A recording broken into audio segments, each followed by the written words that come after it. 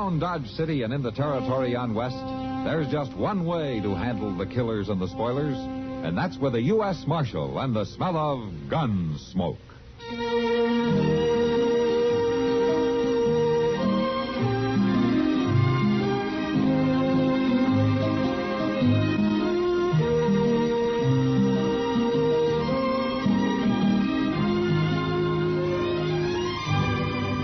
Gunsmoke, starring William Conrad, the story of the violence that moved west with young America, and the story of a man who moved with it.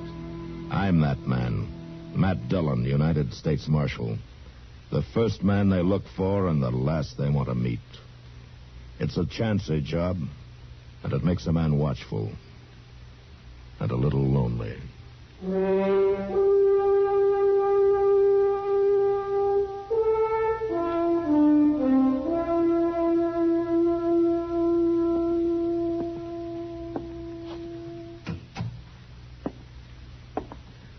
How is she, Doc?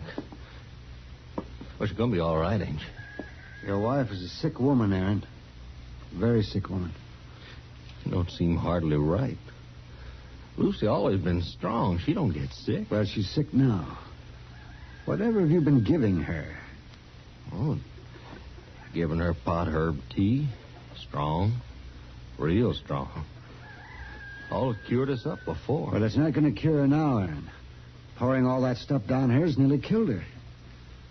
You fix her up, Doc. It's your trade, ain't it? It'll be a day or two before we'll know anything. Before I can even do anything.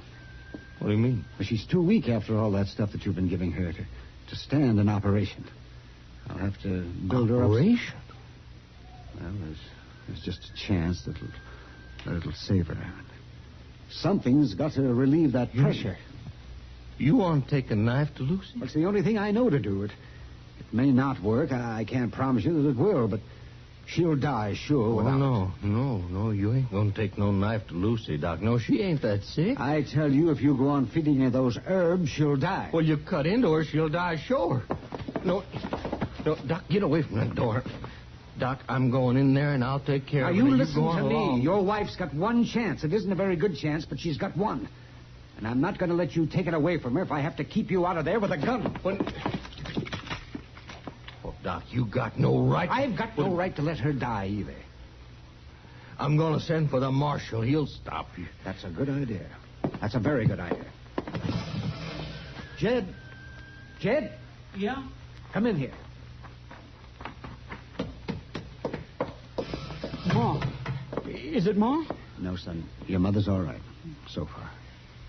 Well, what's Doc got the gun for? Oh, he won't let me go in there with your ma. He wants to take a knife to her. A knife? I'm not here to hurt anybody, boy. I just want to try to save your mother's life.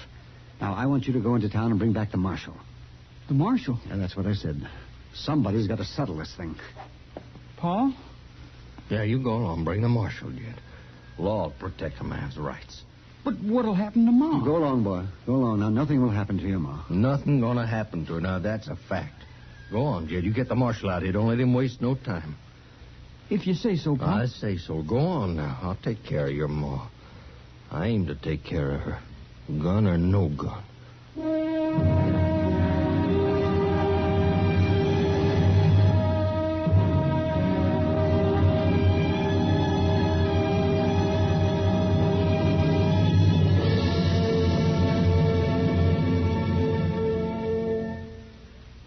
Now, just listen a minute, well, if you will. I've got a little story to tell you. Well, it's not so little, it's sort of a tall tale. I don't know if you've heard of Joe Mazurack or not. If you've never worked in steel, then you probably haven't. But he was a legendary giant whose body was made of pure steel. It was Joe who invented riveting. Joe would stand there shaping rivets out of a hot steel with his thumb and fingers, and while the rivets were taking shape, he'd punch holes in the girders or plates with his little fingers. Then he'd plug the rivets into the holes and pound them over with his knuckles. Worked so good that they invented riveting machines to take his place on jobs he couldn't get to. Joe was a busy man, you bet. But in between jobs, he couldn't just stand around doing nothing, so he'd stockpiled cannonballs. making them out of white, hot steel the way little children make snowballs by rolling them in their hands. For entertainment, Joe used to have what he'd call a taffy pull, only he'd use steel instead of candy. And as he stretched it out, his fingers would be shaping it. When he finished each long tug, he'd break it off and lay down another length of rail to cool. Guess half the rails of the B&O were made by Joe at his taffy pulls. Yes, Joe Mazurek was the spirit of the steel industry, the spirit of those men who worked and sweat before the open hearths of the Alleghenies, who laughed and bragged about the strength of their giant while they turned out the finest steel in the world. Some of that steel was Joe Mazurek himself, to hear them tell it. Seems that during the year of the big layoff, when the steel mills couldn't get metal to process, why, Joe, he melted himself down in the flames of Harte No. 7 so as America could maintain its steel supply. Yes, old Joe was quite a legend, wasn't he? Say, isn't it nice being citizens of a country where you can laugh and talk about things free as a breeze, and write and read and worship, too? Yes, sir. Maybe you don't think about it much, but you should. Sick? I tell you, if you go on feeding her those herbs, she'll die. Well, you cut into her, she'll die sure. No. You can leave your horses here. I'll take care of them. Oh, thanks, Flora. All right, come on, Chester.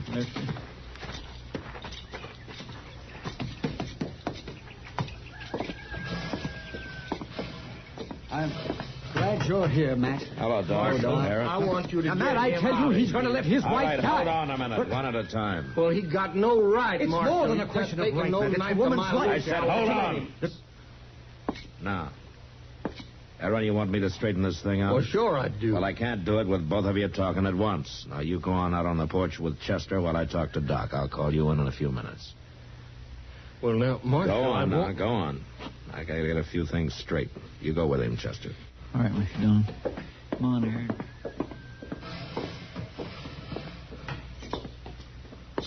Now, Doc, what's this all about? What are you doing holding a gun on a man in his own house? I guess it looks crazy, Matt, but it was the only thing I could think of. Oh, did he threaten you? Well, he threatened the life of that woman in there. His wife's got to have care, Matt, whether Aaron agrees to it or not.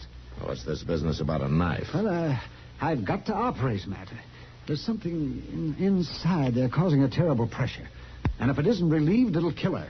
And if it isn't relieved, it'll kill her. And if it isn't relieved, it'll kill her. If it isn't relieved, it'll kill her. Have you done this before? Are you sure that you can save her? No, man, I'm not. I haven't done it before either. But I've read about it. And I can tell you this. She's got no chance at all if I don't try it. Now, that's all I'm sure of. It's pretty chancy, isn't it? With a husband refusing his permission. Well, maybe so. I'd rather have his permission, of course. I'd like to have you with me, too, Matt. But I'll tell you, I'll find some way to do this. Whether you stand behind me or not. I can't let that woman die because of a lot of fear and superstition. Well, Doc, I don't know. Can she talk? Is she conscious? She's just barely. Why, can I see her for a minute? Oh, I guess so. Only a minute, though. All right.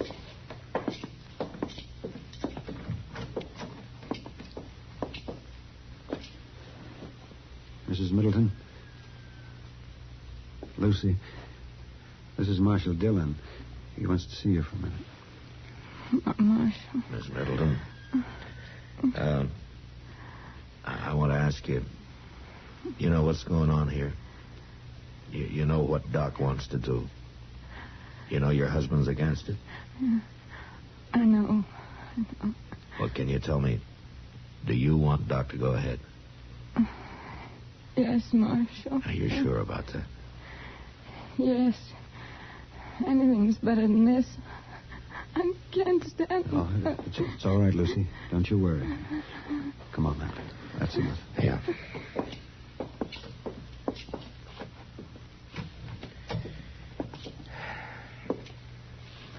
Well, Matt?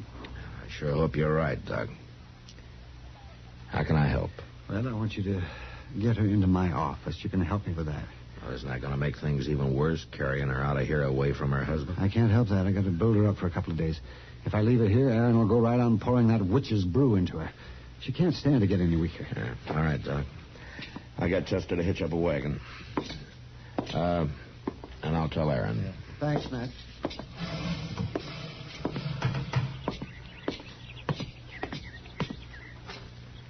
Well, Marshal, you going to clear him out of here?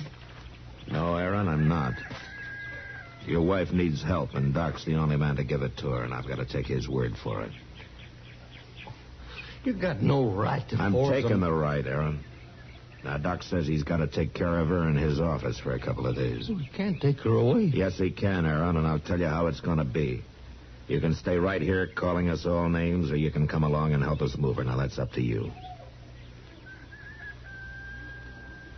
Lucy need any carrying, I'll do the carrying. All right, then. Come on, Chester, let's get a wagon.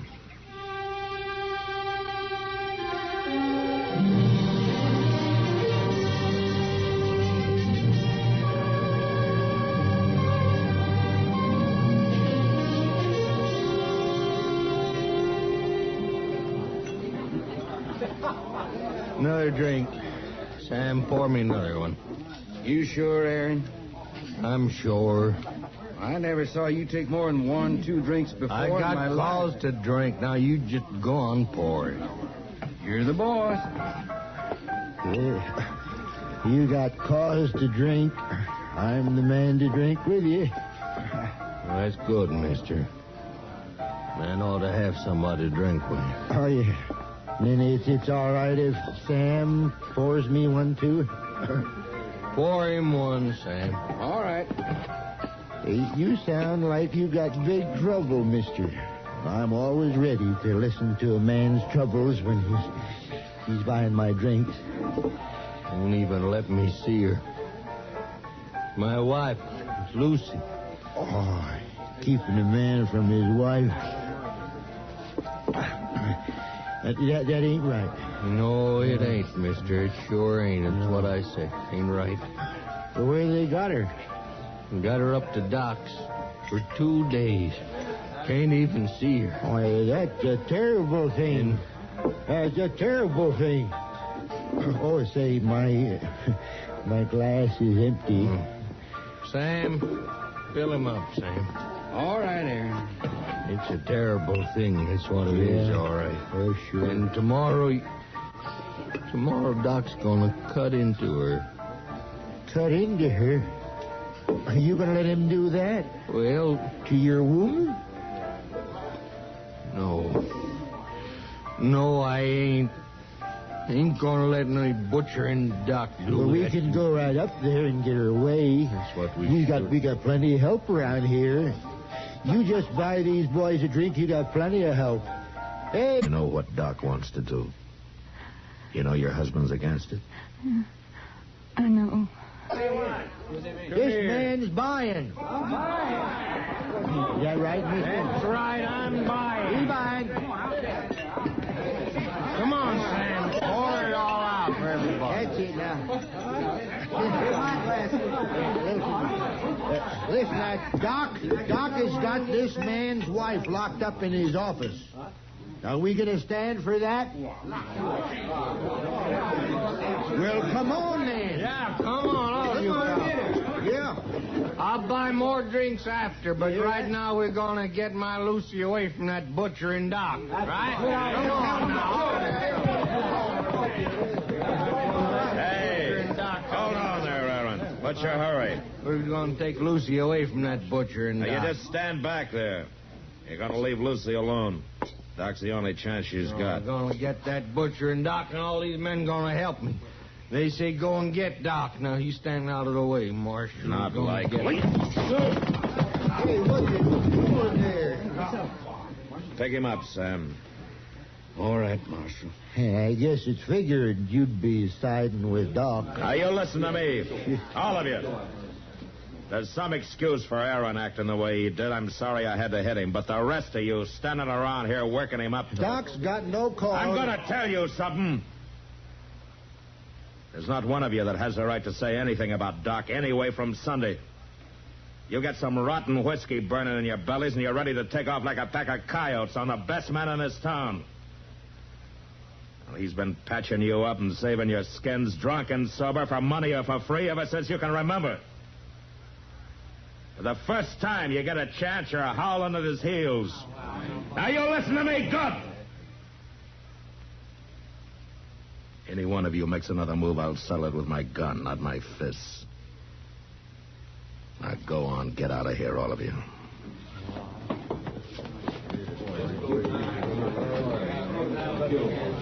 That was quite a speech, Matt.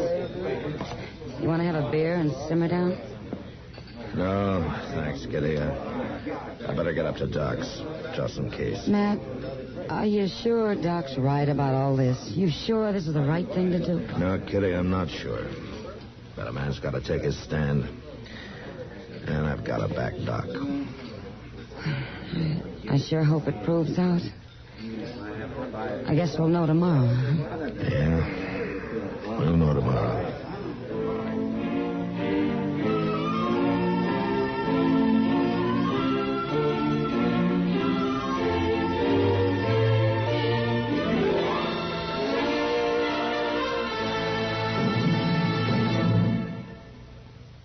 Well, here we are again. This is Myron J. Bennett with a little-known item of American military history.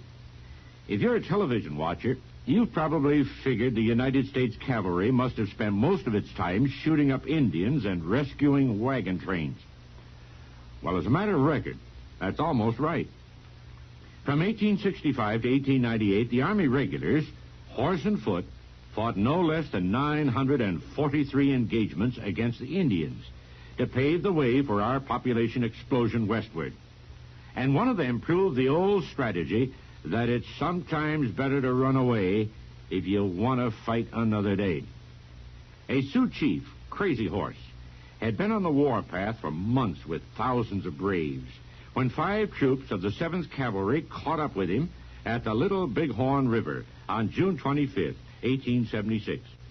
Instead of waiting for 2 other columns to arrive and encircle the red men, General George A. Custer attacked the vastly superior forces and was killed in the fighting with all his men. In the official inquiry that followed, one officer, Captain F.W. Benteen, suggested that Custer might have fled the field and saved part of his command, adding his famous footnote to the tragedy. I think discretion would have been the better part of valor if he had.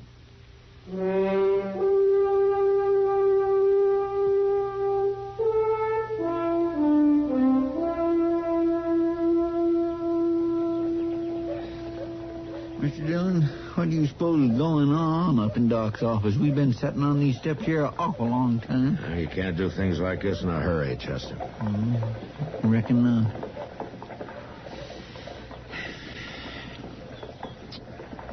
awful hot out here in the sun, though, ain't it? Not as hot as it feels up in Doc's office. Guess you're right. Mr. Dillon, how come Miss Kitty's up there helping Doc? I mean, wouldn't there be some neighbor lady? No, Chester, there wouldn't be. The neighbor ladies don't approve of the operation. Or at least their husbands don't. It sure does beat all. You notice Aaron there, waiting across the street? Yeah, I see him. He ain't took his eyes off Doc's window all morning. Well, would you? If it was your wife? No. Well, that is a... Well, of course not. I would... Oh, there's Miss Kitty. It's over, Matt. Doc's finished. Lucy. What happened to Lucy? She's alive, Aaron. That's all I can tell you. You'll have to wait for Doc. He said he'd be out in a minute. Kitty, you look all done in. Yeah. I sure am. But is she going to pull through, Lucy? Is she going to pull through? Well, honest, Aaron, I'd tell you if I knew. You'll just have to wait for Doc. Could I get you something, Miss Kitty? Some coffee or a drink, maybe? No, thanks, Chester. I'll just go along now. The air will fix me up. Oh, poor Miss Kitty. Oh, Doc. Doc, how is she? Well, Aaron, it's too soon to tell for sure, but I think she came through very well. She's got a lot of courage. Well, is she going to make it, Doc? Is she going to get well? I think she is, Aaron, with time. A lot of time. But yes, I think she's got a good chance. Can I see her now? Just for a minute. And don't expect too much. She's been through a lot. And don't talk to her. Just stand by there for me. Yeah, all right, Doc. Oh. Say, Doc. Yes, Aaron? Doc, I wasn't no help to you, I guess.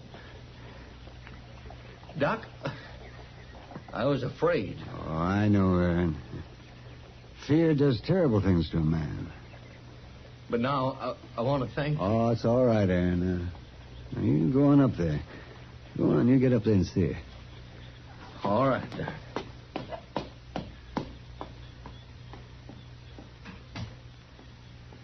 Here, Doc, sit down. Looks like you could use some doctoring yourself. Yes, that was a hard thing, Matt. It was a very hard thing. Except for Kitty, you didn't have much help, did you? No, not much. Just you and Chester, and I thank you. Well, nobody was making it easy for you, that's for certain. Oh, most of them didn't know any better. Yeah, that's no help. No, it isn't.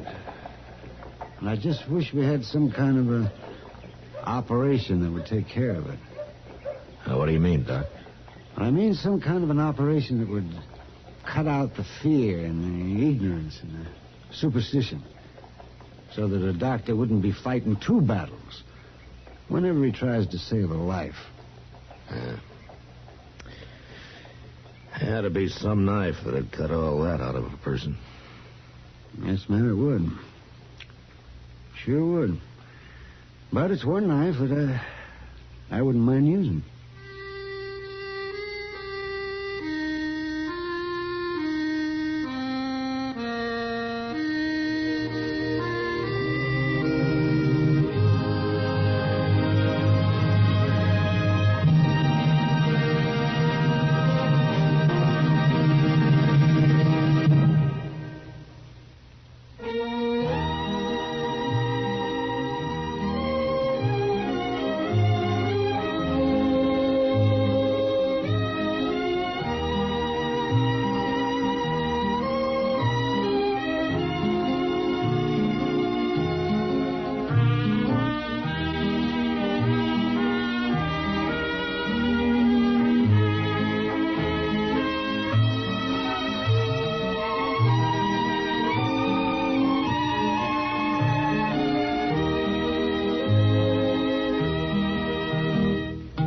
Gunsmoke. Produced and directed by Norman Macdonnell. Stars William Conrad as Matt Dillon, U.S. Marshal. Featured in the cast were Parley Bear as Chester, Howard McNear as Doc, and Georgia Ellis as Kitty. George Walsh speaking. Join us again next week for another specially transcribed story on Gunsmoke. This is the United States Armed Forces Radio and Television Service.